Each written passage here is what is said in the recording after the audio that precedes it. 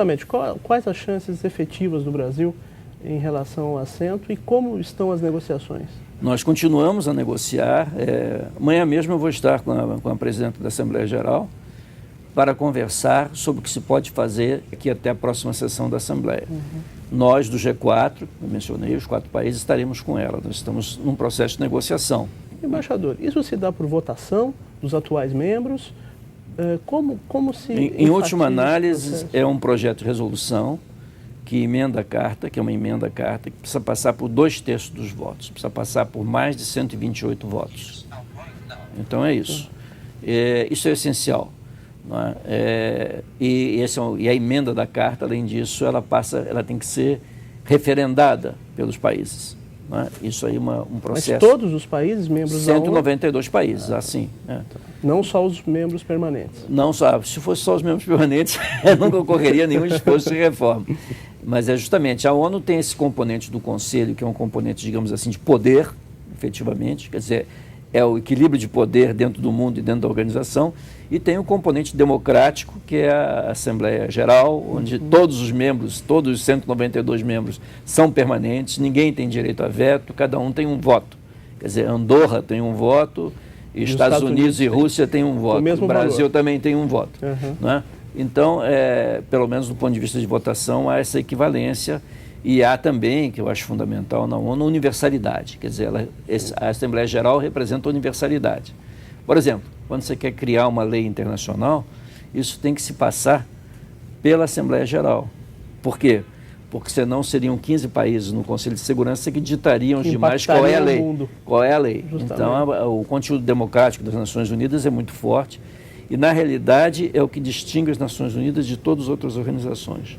Né? No Fundo Monetário, há votos ponderados, por exemplo. Na ONU não há. Né? Há no Conselho de Segurança, que é para aplicação a casos práticos de manutenção da paz e da segurança. É isso. Litígios internacionais. Então, nós vamos continuar o processo.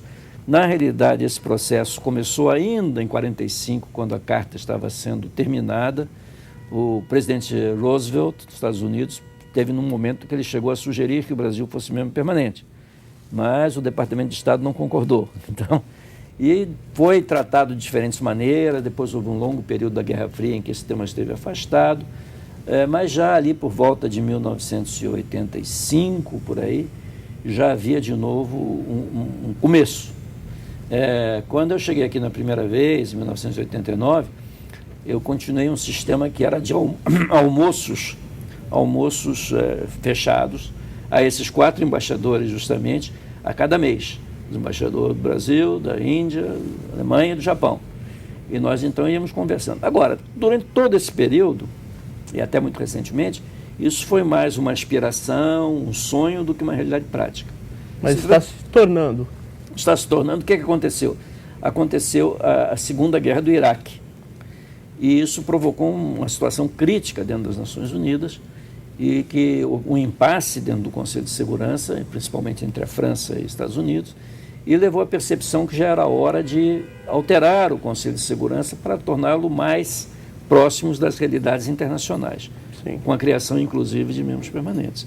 Então, hoje, pela primeira vez, nós temos um sistema estruturado de consideração do tema. Quer dizer, o tema é considerado de forma estruturada. Há reuniões quase semanais sobre essa questão. Às vezes nós temos avanços, às vezes temos processos de estagnação, ou estagnação dos processos, às vezes. Agora nós estamos saindo de um tempo de estagnação para um tempo de novos avanços. É isso que está acontecendo nesse momento. Do que depende, embaixador, a votação? Depende, nós temos maioria de 128. Né? Hoje em dia nós teremos talvez aí uns 100 votos por aí.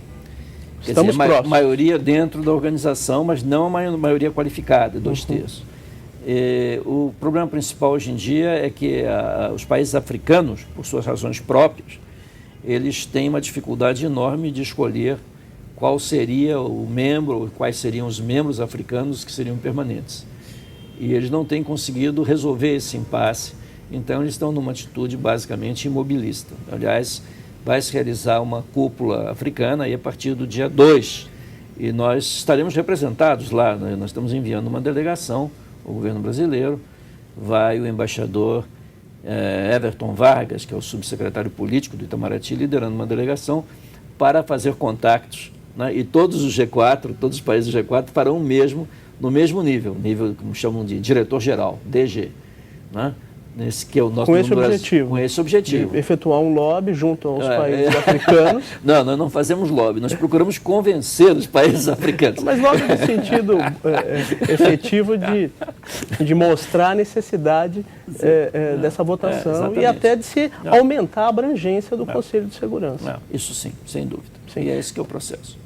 Embaixador, só gostaria que o senhor aguardasse um minutinho, que nós vamos para um rápido intervalo e já voltamos com o embaixador Sardenberg, que irá nos explicar um pouco mais dessa relação do Brasil no cenário internacional.